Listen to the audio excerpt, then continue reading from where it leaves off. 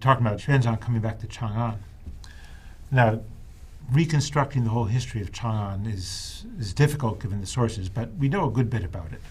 And one of the things we know about is we know the organization of the city. Now, if we superimpose that on the map of Chang'an today, you can see that the major avenues of the Tang capital are still there. They're still the major avenues today.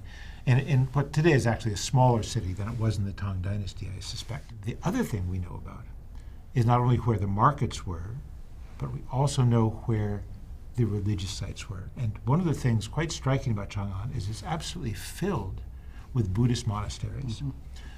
A smaller number of Taoist monasteries or Taoist temples, but then even we have Nestorian, Manichaean, Zoroastrian places of worship as well.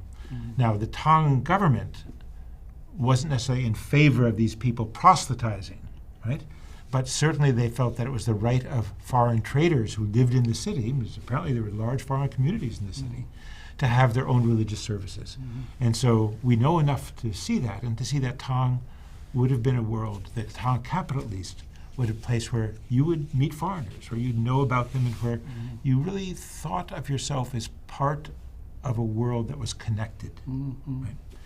Well, yeah, if one goes to Xi'an today as a tourist, which I did many years ago when I was just beginning to learn about the Silk Roads. Of course, one of the places they always take the tourists is to the Great Mosque, which I guess was in the heart of the Islamic Western Market Merchant District.